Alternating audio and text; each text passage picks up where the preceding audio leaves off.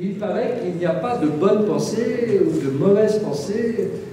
Parfois, on pense pas comme il conviendrait de penser. Donc, il faut bien sûr qu'il n'y ait pas d'injure, d'outrage, d'insulte, mais penser, c'est quand même ce qui fait l'homme. Je pense, donc je suis. Et je m'exprime aussi, donc je suis. Voilà, donc ce salon n'a pas de grande prétention, sinon que de rassembler les gens qui ont l'esprit libre. Et de toutes tendances, de tous horizons. Ceux qui s'excluent d'eux-mêmes. Je veux remercier Christian Giraud en particulier, puisque c'est lui, avec son équipe, qui est l'organisateur du salon, avec notre équipe du service culturel, bien sûr. Je citerai Thérèse Dartois, mes côtés adjointe à la culture, et puis notre directrice Isabelle Maurice. Mais les auteurs rassemblés nous font honneur, je le répète, et donc je vais les citer. Marc Baveliste, Cécile Berly, Yvan Bertorello, Jean-Paul Bled, qui est un habitué, hein, qui a été, quand j'étais en fac, c'est vous dire, une de mes références. Il avait fondé les cercles universitaires d'études et de recherche gaulliennes. En disant ça, je le flingue définitivement, bien qu'aujourd'hui, parler du général de Gaulle est beaucoup mieux vu que dans les années 80, par exemple. Hein, et donc, j'étais un de ses responsables départementaux à l'époque. On prétendait réfléchir sur le général de Gaulle, ce qui était invraisemblable un peu de temps après sa mort. Donc, il y a un dernier livre qui vient de sortir sur le général de Gaulle, Jean-Yves Barré, qui est venu chez nous il n'y a pas assez longtemps. Je cherche Christian Giraud qui se planque à chaque fois, ça m'agace beaucoup. Ça va être 3 tours. Ouais, je prépare 3 tours, mais un premier tome qui vient de sortir et qu'on espère récupérer l'année prochaine. Donc, un petit clin d'œil à Jean-Paul Bled, qui est un universitaire remarquable, mais comme bien d'autres parmi nous. Yann Bouvier, Mireille Calmel, Pascal Charbet, Jérôme Cordelier, Stéphane Courtois, qui est aussi un habituel, mais lui c'est un fasciste, hein, parce que puisqu'il parle du communisme, pas comme il faudrait en parler. Donc, bien que l'ayant eu des sympathies dans sa jeunesse, mais on se corrige toujours de sa jeunesse, hein, aujourd'hui, il sent un peu le souffle, Stéphane Courtois, mais on est très content de l'avoir, parce qu'il a fait des sommes entières sur le communisme, et qui était quand même, il y a 50 ans, intouchable. Hein. Nous, on a été la génération où il ne fallait surtout pas toucher au Parti communiste, qui était la référence, par exemple. Ce qui ne veut pas dire que tout soit ajouté par rapport à l'histoire du communisme, bien entendu. Bruno de Cessol, Béatrice de Launois, donc Éric de Varesquiel, je promets une couche que j'espère nous aurons tout à l'heure dès 14h, mais ça devrait le faire, il est dans l'avion. Il devrait acquérir s'il n'est pas détourné sur une destination inconnue.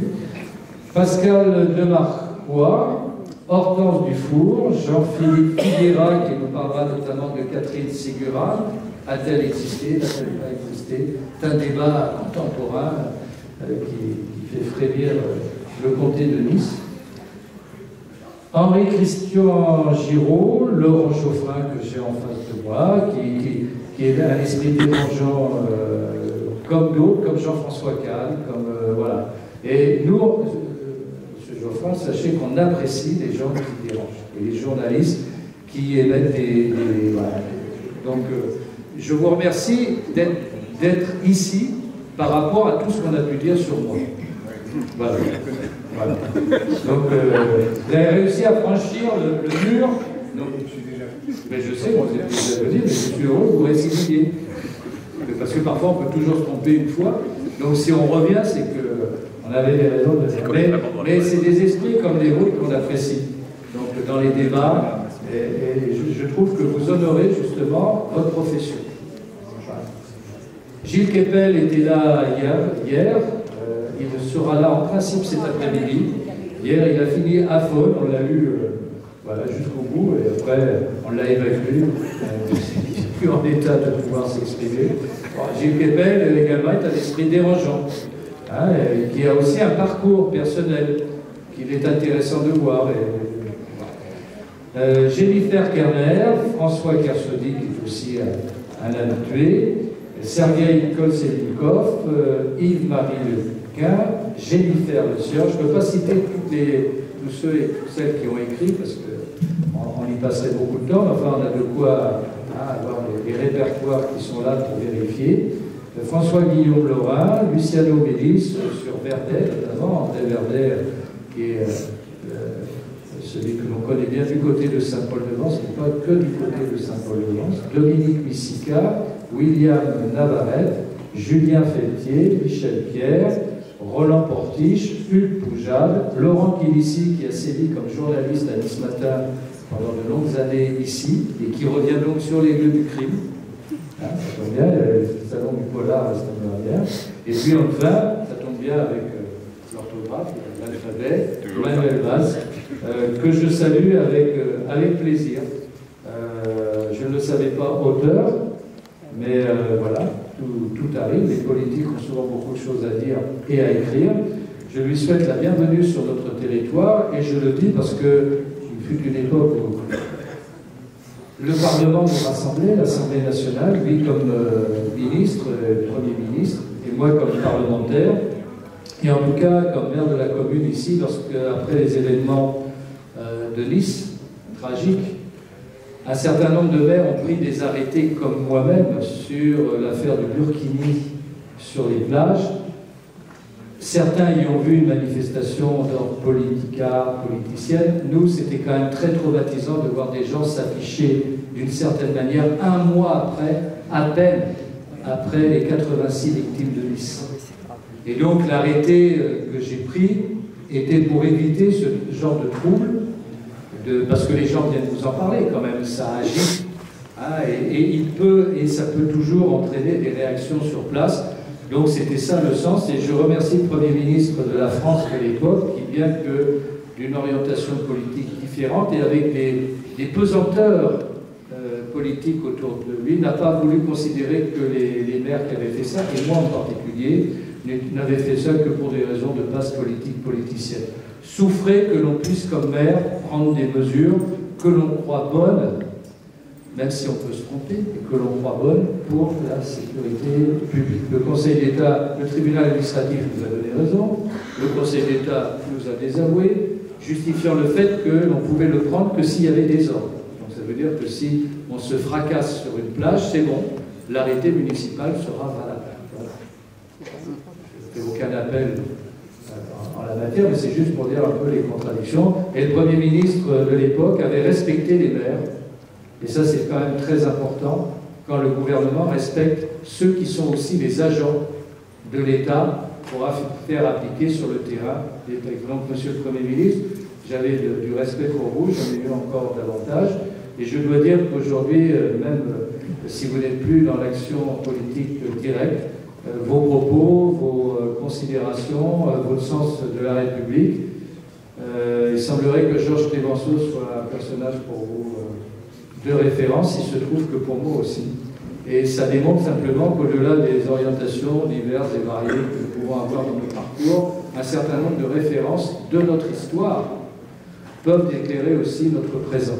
Et c'est bien cela l'enjeu du Salon du livre d'histoire. Ne pas simplement considérer le passé pour le passé, comme si on allait au musée, comme si on allait à la cave découvrir ce qui s'est passé. Non, en considérer les leçons pour mieux appréhender notre présent et peut-être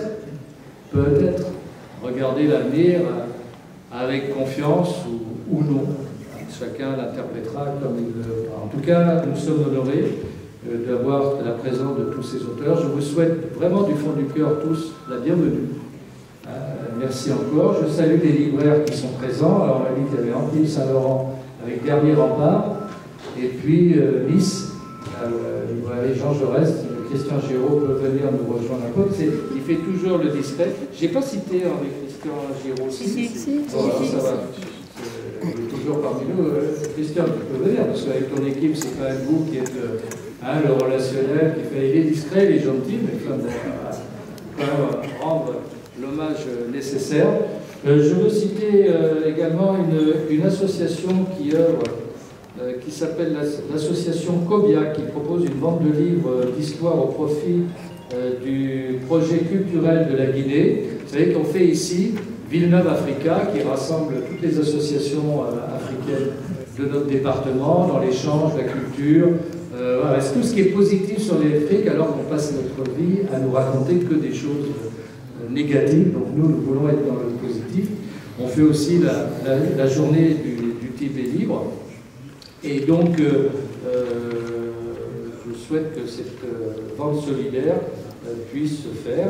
Nous avons des conférences, nous avons des documentaires, nous en avons un spécialement sur le Haut-Karabakh. On sait la tragédie vécue actuellement. Ce film, nous l'avons projeté dans cette salle au printemps, dans la célébration du génocide arménien du 24 avril de chaque année. Nous l'avons présenté ici, avec un certain intérêt pour ceux qui connaissent la question, mais peu d'écho en dehors. C'est un film difficile, que je vous engage à regarder. On en a d'autres qui parlent de gens prestigieux. Jean Moulin, Romana, voilà un documentaire intéressant. Il aura fallu, je ne sais pas combien d'années pour découvrir Jean Moulin, 80 ans, c'est beaucoup quand même pour découvrir Jean Moulin. Je dois dire que pour nous, Jean Moulin, on parlait de Clémenceau tout à l'heure, pour nous, en tout cas pour le maire de Chine, Jean Moulin est pour moi quelqu'un d'extraordinaire. Dernier chapitre de mon livre. Et ben, voilà, donc on va acheter le livre. Voilà, c'est bien amené. C'est bien. Ah ouais. Mon éditrice est là. Nous avons fait, devant le collège, j'ai voulu il y a 25 ans une stèle à la mémoire de Jean Moulin, avec la phrase de Valraud au Panthéon, puisque c'était face au collège. Et l'allée qui mène au collège s'appelle l'allée René Cassin. Et celle qui poursuit pour amener ici s'appelle Simone Veil. Voilà, c'est juste pour dire que on ne met pas les noms n'importe comment, mais Jean Moulin, j'ai fait une conférence personnelle, c'est m'arrive de m'évader du cercle politique, sur la rencontre Jean Moulin et De Gaulle. Je trouve que cette rencontre-là, c'est peut-être la rencontre la plus extraordinaire de ce siècle, plus encore qu'avec Malraux. Parce qu'avec Malraux, c'est après. Parce que Jean Moulin, c'est pendant, et vous avez deux personnages tellement différents en apparence, mais en fait, qui aiment la même chose, la République, la grandeur de la France, les institutions, ce qu'elles sont, de la démocratie. Et là, il y a, je pense, une fusion en plus entre les deux personnes, et quand on lit bien les textes de l'un et de l'autre, on se dit qu'on a raté quelque chose pour l'après-guerre, qu'il n'y ait pas eu Jean Moulin. Voilà.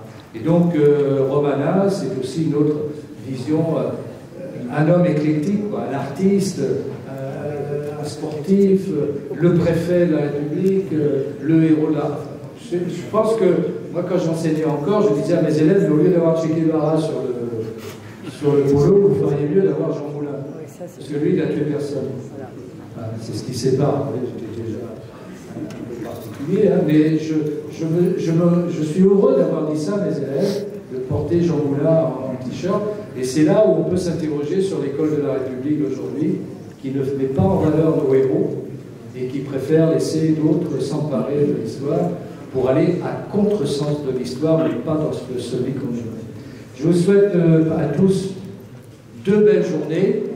Merci à vous tous, les conférences, les débats, les signatures, les dédicaces. Et vive l'histoire, mais surtout, vive la République.